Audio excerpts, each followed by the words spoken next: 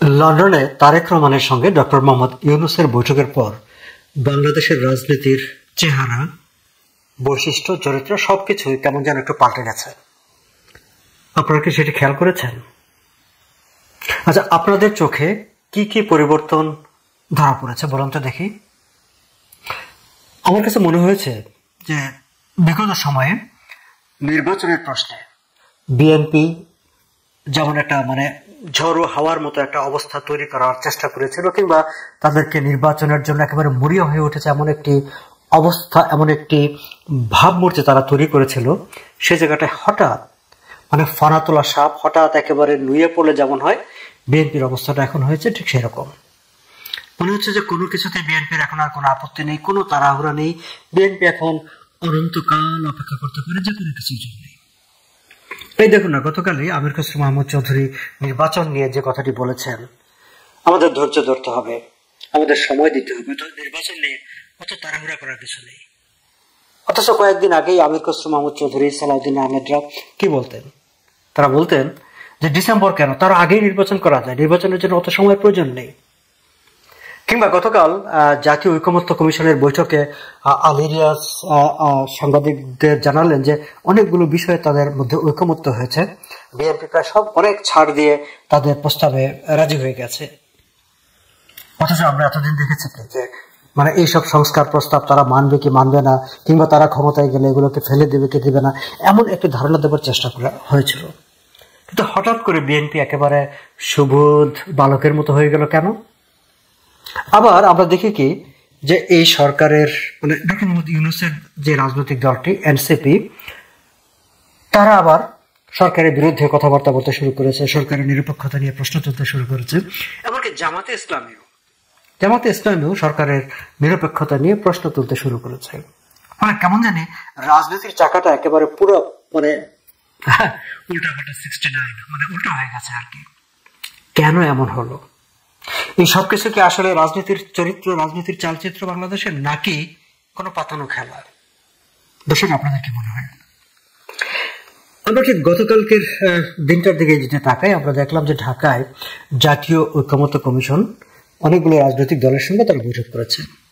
BNP সেখানে যোগ দিয়েছে, এনসিপি সেখানে যোগ দিয়েছে। এনসিপি যদিও বলছে যে তারা ডক্টর মোহাম্মদ ইউনূসের নিরপেক্ষতা নিয়ে এখন সন্দিহান হয়ে পড়েছে। জামাতে ইসলামী সে বৈঠকটি বয়কট করেছে। তারা কেন বয়কট করেছে কোনো ঘোষণা দেয়নি, ঘোষণা না দিয়ে তারা বয়কট করেছে। কিন্তু পরবর্তীতে সাংবাদিকদের সঙ্গে যখন কথা বলেন, তখন বিএনপি জামাতে ইসলামীর প্রতিনিধিত্বকারী জয়েন্ট সেক্রেটারি, সহ সেক্রেটারি জেনারেল হামিদুর রহমান আজাদ, তারা বলেছেন যে ইন প্রটেস্ট তারা এই বয়কটটি করেছেন। এবং সেই প্রটেস্টটি হচ্ছে যে কেবলমাত্র একটি রাজনৈতিক দলের সঙ্গে, বিএনপির সঙ্গে আলাপ করে ডক্টর মোহাম্মদ ইউনূস লন্ডনে বসে কিভাবে নির্বাচনের তারিখ ঘোষণা করে দিলেন, তার প্রতিবাদে তারা এই গতকালকের সভাটি বয়কট করেছেন। হামিদুর রহমান আজাদ অবশ্য জানাননি যে তারা এই যে বয়কট করেছেন, তারা আবার কখন ফিরে যাবেন, আদৌ ফিরে যাবেন কিনা। তবে ঢাকার জাতীয় দৈনিক সমকাল তারা নাম প্রকাশে অনিচ্ছুক জামাত নেতাদের সঙ্গে কথাবার্তা বলে তারা বলছে যে এটি হচ্ছে একটা টোকেন প্রটেস্ট। জামাতের কোন নেতা সমকালের রিপোর্টারকে বলেছে যে এটি প্রতীকী প্রতিবাদ এবং প্রতীকী বয়কট। কিন্তু জাতীয় ঐকমত্য কমিশন যদি তাদেরকে একটু ব্যাখ্যা দেয় যে কেন, কি অবস্থায় ডক্টর মোহাম্মদ ইউনূস কেবলমাত্র বিএনপির সঙ্গে আলোচনা করে নির্বাচনের তারিখ ঘোষণা দিয়ে দিল, তাহলে তারা আবার সবাই যোগ দেবে।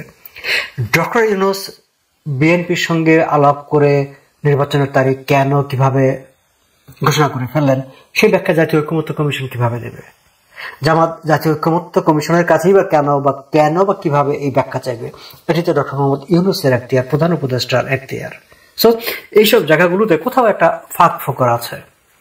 মজার ব্যাপার হচ্ছে বিএনপি এনসিপি যে সময়টা যে দিন জাতীয় ঐকমত্য কমিশনের সঙ্গে সভা করছে, যে সংস্কারের প্রশ্নে, সংস্কারের বিভিন্ন প্রস্তাবনা নিয়ে কোনগুলো তারা মানবে, কোনগুলো মানবে না, জামাতে ইসলামী সেটি বয়কট করে তারা গিয়েছে ঢাকায় মার্কিন দূতাবাসের যে রাজনৈতিক শাখা প্রধানের সঙ্গে তারা একটি বৈঠক করেছেন।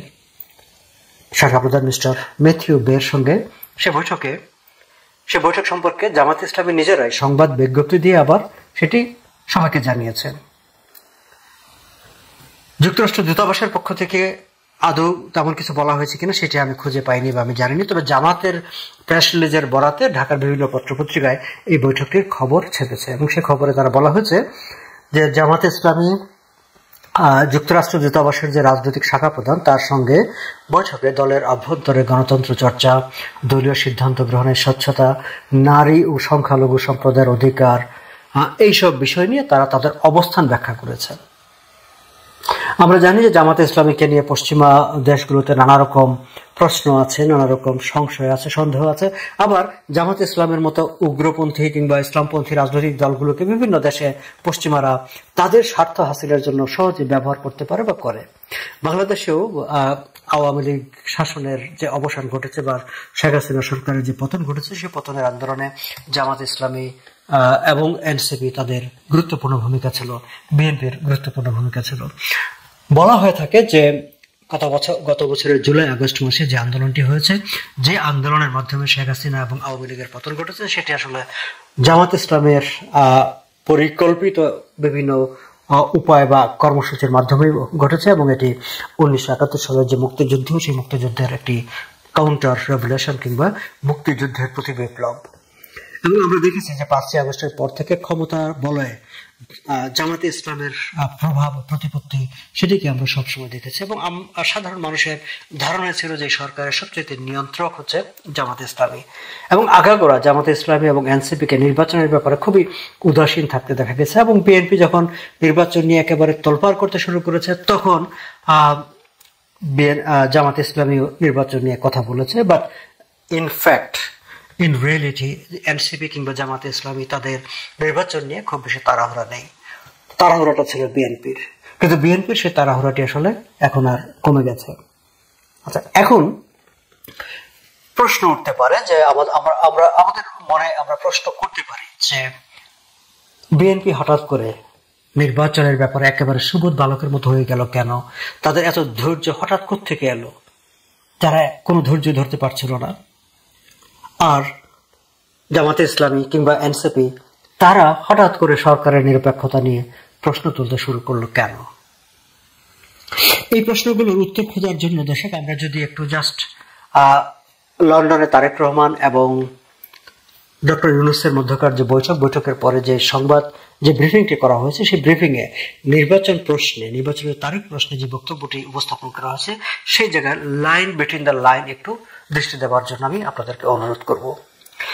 সেই বিবৃতিতে বা সেই সংবাদ ব্রিফিং এ কোথাও কিন্তু নির্দিষ্টভাবে বলা হয়নি, এটা আপনারা জানেন যে ফেব্রুয়ারি মাসে নির্বাচন হবে, সে কথা বলা হয়নি।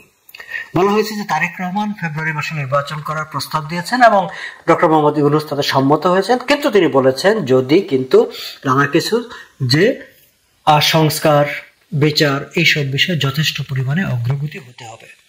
এখন সংস্কার এবং বিচার দুটি প্রশ্নে যথেষ্ট পর্যাপ্ত, সেই পর্যাপ্ত মানে পরিমাপকটা কি, কতটুকু হলে পর্যাপ্ত হবে সেই বিষয়ে কিন্তু কোনো কিছু নেই। আবার হবে যে সে কথাও কিন্তু বলা হয়নি, কিন্তু মানে অনেকটা আচ্ছা ঠিক আছে তো যে আমরা অনেক সময় বাচ্চারা আইসক্রিম খেতে চাইলে আচ্ছা ঠিক আছে 5 পৃষ্ঠা পড়তে পারলে 6 পৃষ্ঠা পড়তে পারলে তোমাকে আইসক্রিম কিনে দেবো।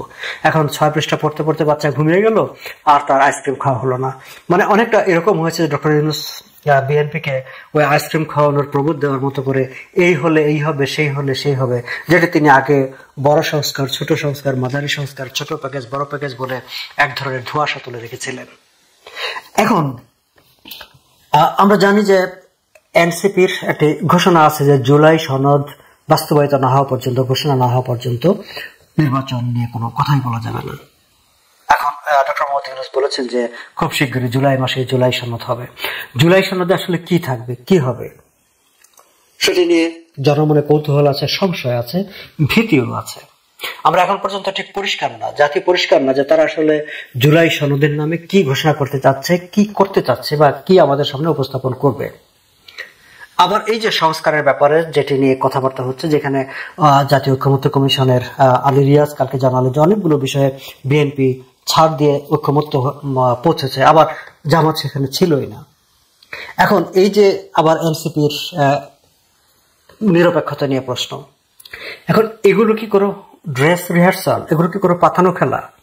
অনেকে মনে করছেন যে সামনে ফেব্রুয়ারি মাস যত কাছাতে থাকবে তত এইসব বিষয়গুলো, এই ভিন্ন মতগুলো জামাতের এনসিপি এগুলো প্রকট হতে থাকবে, এবং এই ভিন্ন মতগুলো প্রকট হতে হতে এমন একটা অবস্থা তৈরি হবে যে তখন তারা নির্বাচনের একটা বিপক্ষে প্রকাশ্যে কথা বলতে শুরু করবে, এবং ডক্টর ইউনূসের জন্য তখন সেটি একটা সুবিধা। ও আচ্ছা, আমি তো আগে বলেছিলাম যে পর্যাপ্ত অগ্রগতি না হলে তো ফেব্রুয়ারিতে নির্বাচন করা যাবে না, সেই পর্যাপ্ত অগ্রগতি তো হয়নি, ফলে কিভাবে নির্বাচন হবে? আমি গত দু একদিনে গোলাম মাওলা রনি সাহেবের বেশ কয়েকটি ভিডিওতে শুনছিলাম, তিনি স্পষ্ট করে বলছেন যে নির্বাচন হবে না ফেব্রুয়ারি মাসে, এমনকি জুন মাসে হবে কিনা সেটি নিয়েও সংশয় আছে। অবশ্য তিনি এও বলছেন যে ফেব্রুয়ারিতে যদি নির্বাচন হয় তাহলেও বিপদ, ফেব্রুয়ারিতে নির্বাচন না হলে নাকি মহা বিপদ। আরেকজন বিশ্লেষক জিল্লুর রহমান, যিনি জুলাই আগস্টের আন্দোলনের পেছনে যার গুরুত্বপূর্ণ ভূমিকা ছিল, তিনি লাগাতার বলে যাচ্ছেন ডিসেম্বর 31 মধ্যে নির্বাচন হতে হবে, না হলে এই দেশ আর কখনোই নির্বাচন হবে না, বড় ধরনের বিপর্যয় ঘটবে। কিন্তু ডক্টর ইউনূস তো ডিসেম্বরের মধ্যে নির্বাচন করতে চান না, তিনি ফেব্রুয়ারি শর্ত সাপেক্ষে ফেব্রুয়ারির তারেক রহমানের দাবির প্রতি এক ধরনের একটা সহানুভূতি জানিয়ে রেখেছেন, কিন্তু তার মাথায় হয়তো অন্য কিছু আছে। তাহলে নির্বাচনটা কখন হবে? নির্বাচন কি আদৌ হবে? আমি বাংলাদেশে যাদের সঙ্গে কথা বলি কিংবা প্রবাসে বাংলাদেশিদের যাদের সঙ্গে কথা বলি, I think more than 90% people তারা বিলিভ করে ডক্টর মোহাম্মদ ইউনূস আসলে অত সহজে ইলেকশন দিবে না। আগে যদিও একটা ধারণা ছিল যে বিএনপি যেহেতু চাপাচাপি করছে তাহলে হয়তো নির্বাচনটা হতেও পারে। এখন বিএনপি যেহেতু একেবারে ফনা নামিয়ে ফেলা সাপের মতো একেবারে ধরাসাপ হয়ে গেছে, এখন একেবারেই পশা মানে হয়ে গেছে, ফলে এখন আর নির্বাচন নিয়ে চাপ দেওয়ার কিছু নেই, বরং জামাত ইসলামী এবং এনসিপি নানা অজুহাত তুলে যে নির্বাচনের পরিবেশ নেই সেটি করে নির্বাচনকে পিছিয়ে দেওয়ার একটি বা নির্বাচন বানচাল করে দেওয়ার একটা পরিবেশ তৈরি করতে পারে, যার ড্রেস রিহার্সাল একটা হয়ে গেল জাতীয় ঐক্যমত্য পরিষদের বৈঠক বয়কটের মধ্য দিয়ে। ফলে সামনে একটা অনিশ্চয়তা যা আছে সেটি অধিকাংশ মানুষ বিশ্বাস করতে শুরু করেছে, অধিকাংশ মানুষ বিশ্বাস করে। কিন্তু আমি নিজেও মনে করি বাংলাদেশের ভবিষ্যতের জন্য, বাংলাদেশের অস্তিত্বের জন্য নির্বাচনের কোনো বিকল্প নেই। অর্থনীতির যে খারাপ অবস্থা, আইন শৃঙ্খলা পরিস্থিতি, সামগ্রিকভাবে ডক্টর ইউনূস গত 10 মাসে আওয়ামী লীগ দেশটিকে যে জায়গায় রেখে গিয়েছিল সেখান থেকে উল্টো পথে অনেকটুকু পিছনে নিয়ে গেছে ডক্টর ইউনূসের শাসন। ফলে দেশটিকে টিকিয়ে রাখার স্বার্থে, স্থিতিশীলতার স্বার্থে নির্বাচনের বিকল্প নেই, এবং যত দ্রুত সম্ভব নির্বাচন হওয়া উচিত।